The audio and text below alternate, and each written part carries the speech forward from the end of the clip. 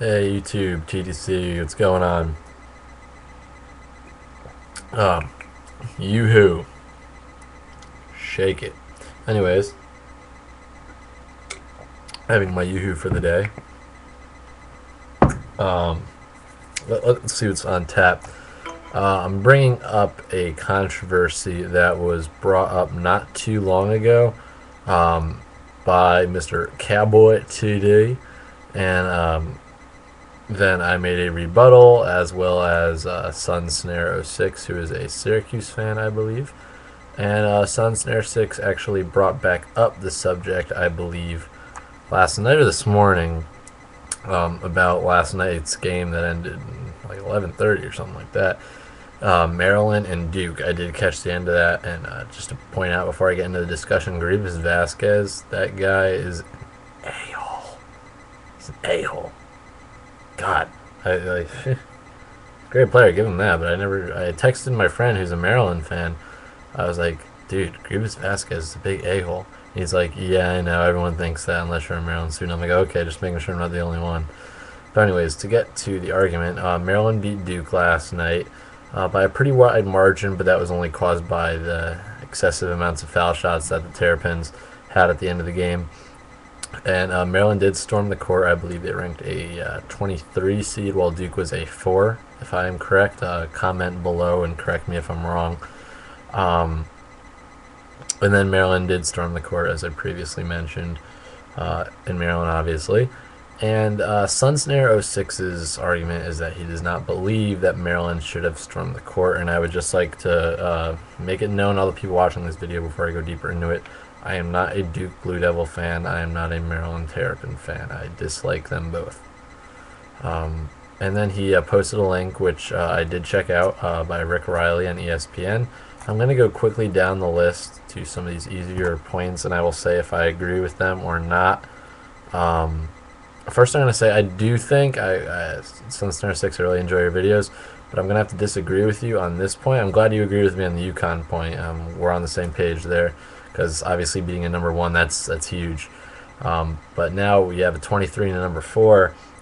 I'm going to have to disagree with you slightly. You are right when you say that Maryland and Duke are not rivals, and Duke doesn't really give a hoot about Maryland. That's pretty much true for the most part. But Duke is like, when you look at the ACC, whether you're a North Carolina fan or a Virginia Tech fan or Miami or Boston College, what have you, it doesn't really matter who you are. Duke is like the enemy. Duke is that Goliath that everyone wants to be. When you look at the ACC and you try to find an enemy, you're looking at Duke. Just the name Duke comes across as a team that you don't really like. That group of people that no one likes. And that doesn't just go for teams in the ACC. That goes for teams like UConn in the Big East and Syracuse. No one likes Duke. And if anyone can get a chance to knock off Duke down the tournament, then you want that chance. They are a talented team, give them that.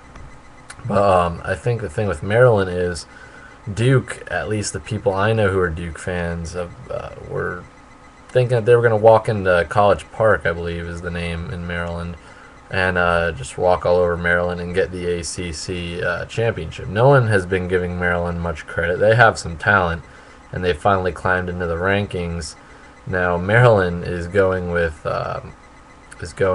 right now at this moment an ACC regular season tie with the Blue Devils, pending their games this weekend. I believe Duke plays a team that's been struggling so much in the Tar Heels, and Maryland takes on, I believe, Virginia. So that's huge. Not many people saw that Maryland would be tied with the Duke Blue Devils this year. That was not something that many people saw. So anytime you beat Duke, you're not necessarily rivals. It's just the team you need to beat. So when Duke's coming in and they're a heavy favorite, and so much is on the line, like a chance to make noise in the tournament, a chance to win the ACC over the Blue Devils, over the Tar Heels, have it they are not having a good year, but still, that name, North Carolina Tar Heels, says it all.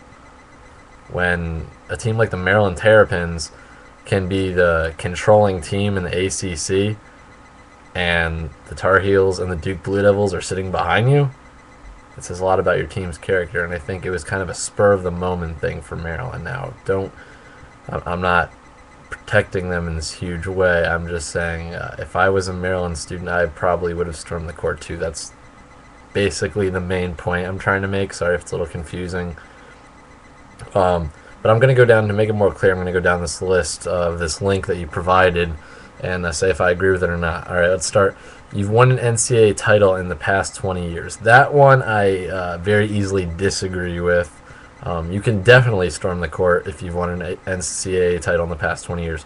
20 years is a lot of time. A lot has changed. You can be a terrible team and in 20 years get to one of the best teams in college, or one of the best teams that college has seen. Vice versa, you could win a title and not see the top 25 for another 20 years.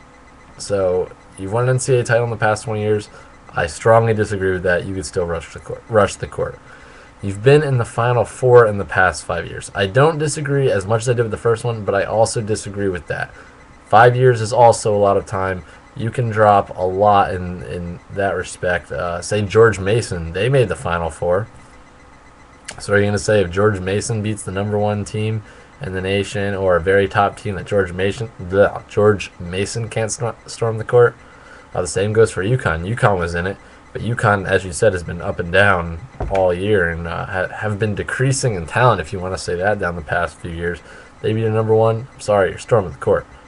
The team you just beat is not in the top 3. Most times that's true. Duke was a #4. I explained my reasoning earlier. Duke, when you could tie in the conference with Duke, and Duke being that hated team, I think Duke gives an exception to that rule. Let's see, within 16 rungs of you, I believe that's ranks of you. I think that's what the person means. I would agree with that. I would say if you're within 15 of the other team, like say you're a 13 and you beat a #1, 2, or 3, I don't think you need to storm the court. That's an indication that you've been having a pretty great year and you could beat some top teams without some trouble sometimes. If your school is a football school, I don't really have any say on that one because I don't completely understand the gravity of that. You've beaten the same team in the past 5 years. Agreed. Don't rush the court if you've beaten that team in the past 5 years. Your university just beat a college? Yeah, I'd say that. You won the game by more than 10 points.